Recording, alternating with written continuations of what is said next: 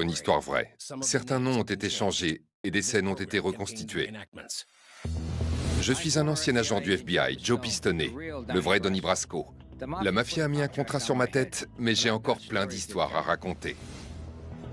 Aujourd'hui, voici l'histoire d'Alex Salinas, une jeune recrue qui, à peine sortie de l'école de police, va travailler sous couverture dans un lycée pour y stopper le trafic de drogue. Il n'avait jamais fait ça, ni lui ni personne. On n'était pas dans un film, c'était la vraie vie. Alex va-t-il réussir le test et convaincre ses camarades qu'il est l'un des leurs? Voici les infiltrés.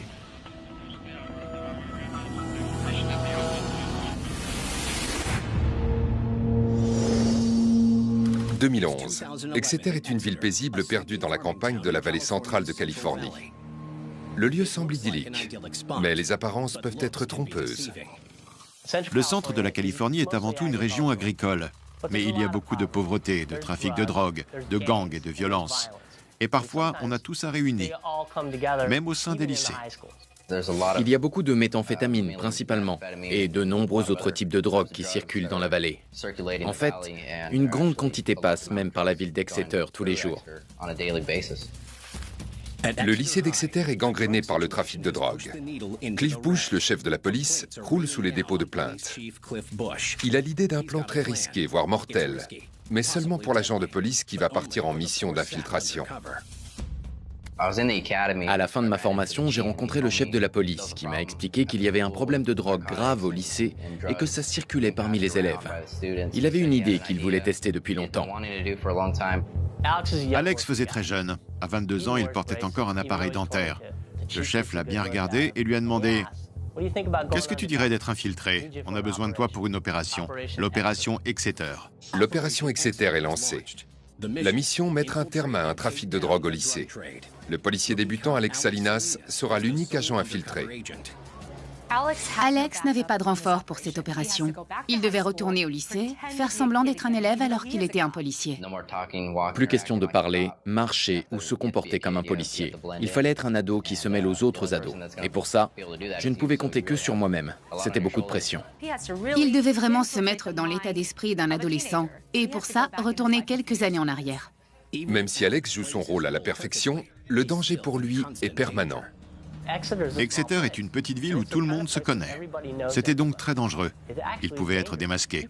Quelqu'un pouvait le reconnaître et comprendre que c'était un policier infiltré. C'était vraiment très stressant. J'avais passé les 6 ou 7 derniers mois à essayer d'entrer dans la police, à me comporter comme un policier, à apprendre tout leur jargon et leurs codes. Puis il a fallu que je mette tout ça de côté et que je m'efforce de passer incognito. Alex ne doit pas aller au lycée avec autre chose que ses livres scolaires. Il s'entraîne donc avec des pros, membres d'une brigade antidrogue. Avant cette formation, je n'avais jamais réellement vu de méthamphétamine, ni de cocaïne ou aucune autre drogue.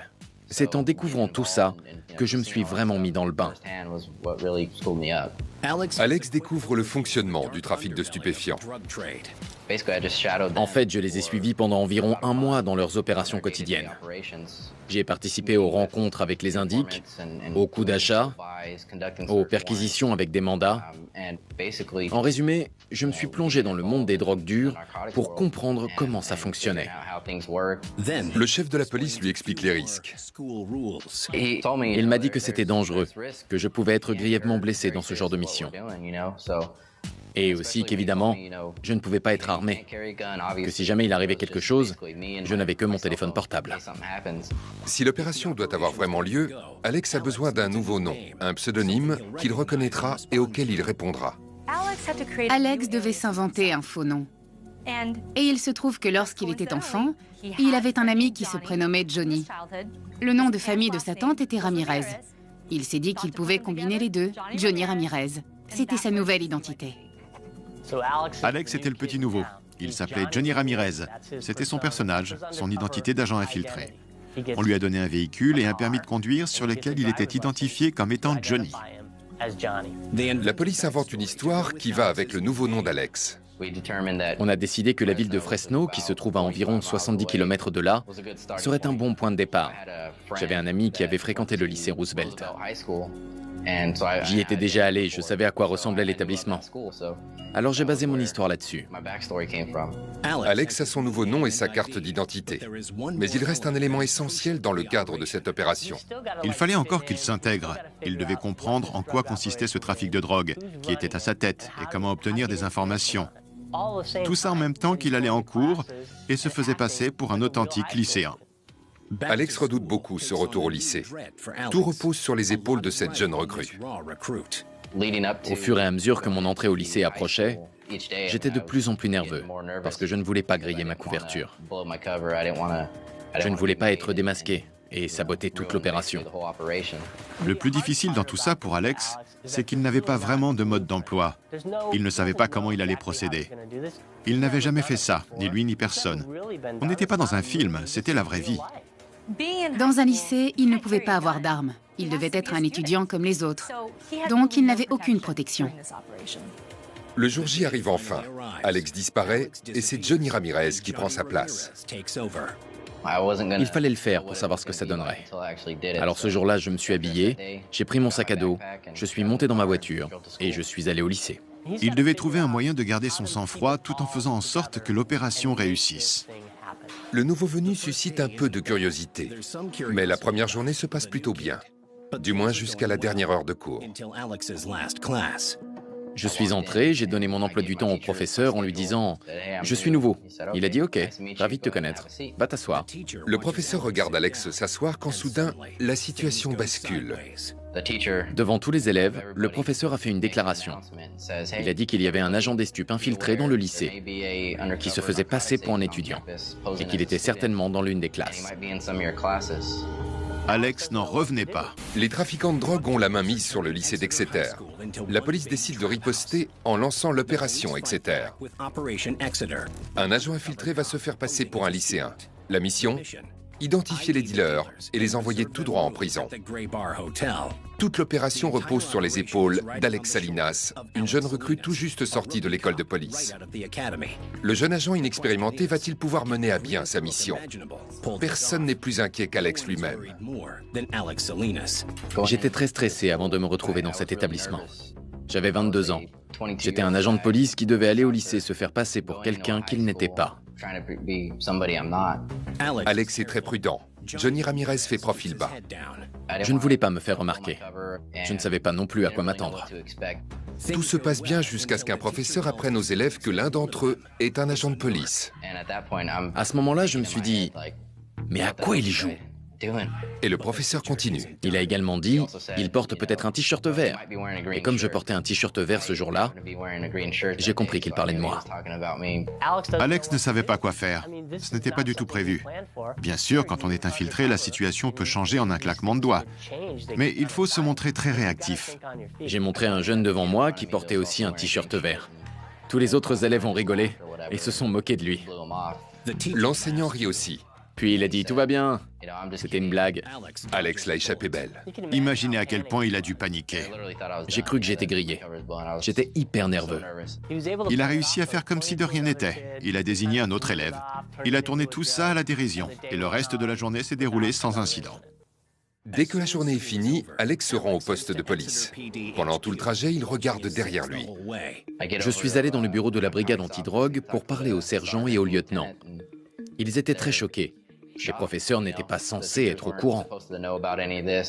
Ils appellent le proviseur pour savoir si l'enseignant peut poser problème. Le proviseur a dit « Vous savez quoi? Ne vous inquiétez pas.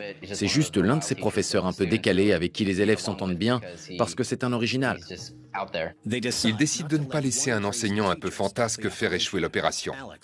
Alex retourne au lycée. Tout le monde dit que ça pourrait être drôle de retourner au lycée en sachant ce qu'on sait une fois adulte. Mais ce n'était pas le cas pour Alex. Il devait se faire passer pour quelqu'un d'autre, c'était du sérieux. Il ne pouvait pas se défiler. L'un des objectifs est de se fondre dans la masse, pour que les dealers n'aient pas de soupçons sur Johnny Ramirez. Il y a tellement de choses à gérer quand on est un agent infiltré dans un lycée. Quand on est censé être Johnny Ramirez et qu'on veut se lier d'amitié avec les jeunes qui vendent de la drogue, mieux vaut ne pas avoir de trop bonnes notes. Alex n'a pas vraiment réussi à donner le change dès le début. Il était trop bon élève, en fait. À un moment donné, j'ai commencé à rendre des devoirs qui étaient seulement à moitié terminés. Maintenant que Johnny Ramirez a été accepté, Alex peut commencer à se concentrer sur sa mission. J'ai identifié les jeunes qui étaient tout le temps sous l'emprise de la drogue, ou qui se droguaient à la pause de midi. J'ai commencé à voir lesquels se passaient des trucs en classe, ou même sniffaient ou prenaient de la drogue en cours. La mission d'Alex consistait en partie à découvrir qui faisait quoi. Alors ceux-là, ce sont les drogués, ceux-là les dealers, ceux-là les bons élèves. À classer chacun dans une catégorie, pour savoir qui était qui quand le temps serait venu de rendre des comptes.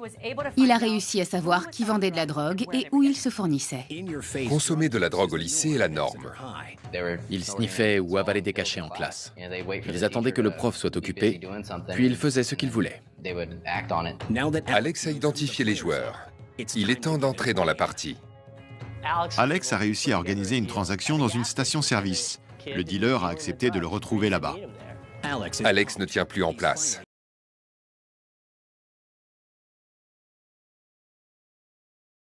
Et j'ai attendu. Mais là, il a une mauvaise surprise.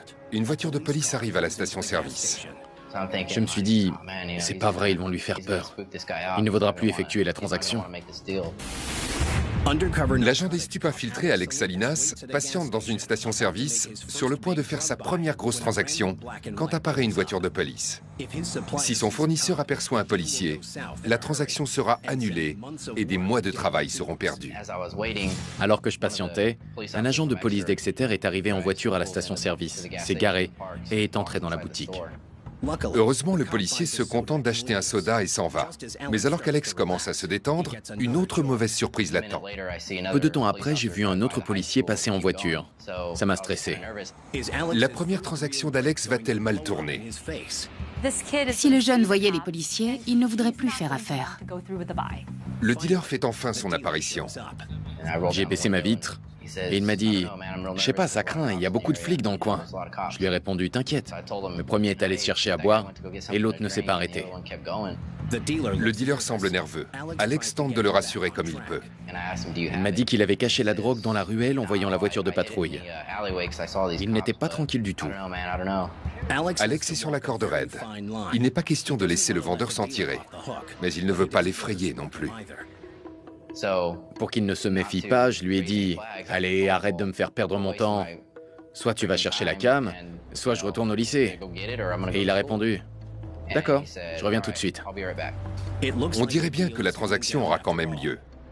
Mais rien ne va se passer comme prévu.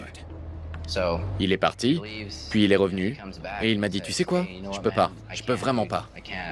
Il y a vraiment un truc pas clair, c'est pas possible. » J'ai fait OK, alors dégage. Et je suis reparti. Ça arrive souvent. Les policiers sont là, les gens ont un mauvais pressentiment et la transaction tombe à l'eau. Alex n'a rien obtenu et le trafiquant est reparti. Alex est frustré, mais il a réussi à entrer dans la peau de Johnny Ramirez. Tout se passera bien désormais. Plus tard ce jour-là, en classe, on en a reparlé. Un autre élève s'est mêlé à notre conversation. Et ça s'est terminé par un nouvel accord pour une transaction. Alex est désormais un acheteur reconnu et il n'a aucune difficulté à se fournir en drogue. Même si la première transaction avait échoué, il a réussi à acheter plusieurs types de drogues à plein d'autres jeunes au lycée. La plupart du temps, il suffisait juste de demander. Si ce n'était pas ce type-là, il y en aurait un autre qui sauterait sur l'occasion pour se faire un peu d'argent. Alex n'a aucun mal à se faire des contacts. Les adultes ne veulent pas l'admettre ou ne s'en souviennent pas, mais il se passe plein de choses dans un lycée. Alex a réussi à aller au-delà des apparences, à entrer dans les coulisses du lycée, jusqu'à découvrir la face cachée de l'établissement et à qui profitait le trafic. Si on demande à un élève qui vend de l'herbe ou qui vend des cachets, il va probablement donner 5 ou 6 noms. Alex suit le plan. Il noue des contacts et fait des achats. J'ai dû faire 18 achats en tout au cours de l'opération, de la marijuana la plupart du temps. J'ai aussi acheté différents types de cachets. De l'oxycodone, du carisoprodol, de la vicodine, un mélange de différentes choses, et aussi de la cocaïne. Consommer de la drogue au lycée est un autre problème. Les dealers qui opèrent dans l'établissement s'attendent à voir Johnny Ramirez faire comme tout le monde. Un jour, j'ai acheté des cachets à un jeune en classe. Il en avait aussi pour lui, et je l'ai vu les prendre. Le problème quand on est en mission d'infiltration, en particulier dans une affaire de drogue, c'est qu'à un certain moment, on va probablement être obligé de prendre de la drogue, ou au moins faire semblant. Il était assis à côté de moi en cours. Il m'a passé sa bouteille d'eau et m'a dit « Vas-y, avale les tiens de cachet ». Je ne pouvais pas refuser. Je ne voulais pas qu'il ne me fasse plus confiance ou qu'il se doute de quelque chose.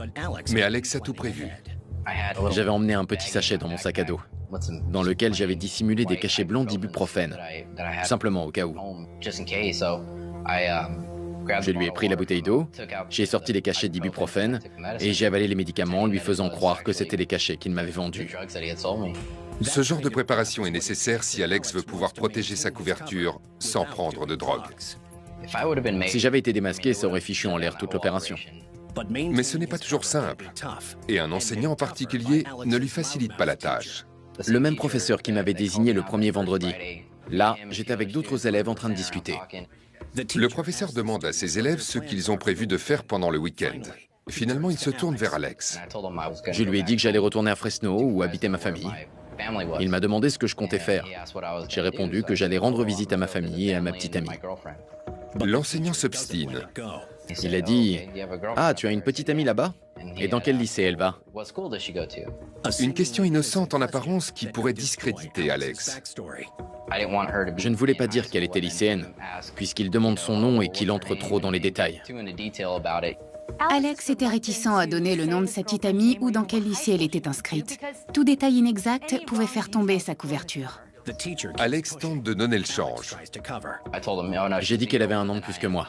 Comme j'étais en terminale, elle était donc à la fac. Le professeur lance alors un pavé dans la mare. L'enseignant l'a pointé du doigt et a dit « Ce type est un agent des stupes, un policier infiltré. Méfiez-vous de lui. » Le jeune policier Alex Salinas est en mission d'infiltration depuis plus de 8 mois. Il a acheté assez de drogue pour remplir une pharmacie. Il a recueilli assez de preuves pour arrêter les trafiquants de drogue du lycée d'Exeter. Mais quand on travaille sous couverture, on ressent une énorme pression. Au fur et à mesure que les mois passaient, ça devenait de plus en plus dur de sauver les apparences, de faire semblant d'être une personne qu'il n'était pas en réalité. Et Alex risque d'être démasqué quand un professeur le pointe du doigt en disant « Cet élève est en réalité un agent de police ». Je n'en revenais pas. Je ne comprenais pas pourquoi il continuait à faire ça. C'était la deuxième fois qu'il prétendait que j'étais un agent des stupes ou un policier. Alex a eu très peur. Il se demandait ce que savait réellement ce professeur. Y avait-il eu une fuite? Est-ce qu'il devait surveiller ses arrières? Courait-il vraiment un danger? Alex est sur la sellette. N'importe qui serait désemparé, et encore plus un policier débutant sur sa première mission. Je lui ai dit « Mais qu'est-ce que vous voulez dire ?» Il a répondu « Je plaisante. J'ai eu un élève qui était infiltré une fois. Alors je tâtais le terrain. J'ai dit « Ah bon? Dans ce lycée ?» Et il m'a raconté toute l'histoire. C'est l'histoire d'un enseignant dupé par un policier infiltré se faisant passer pour un lycéen. Peut-être que je lui faisais simplement penser à ce jeune. Je me suis dit qu'il fallait que je fasse profil bas. Le professeur n'a peut-être jamais digéré le fait qu'on lui ait menti. L'enseignant était au courant de cette opération. Il savait qu'Alex était un policier infiltré.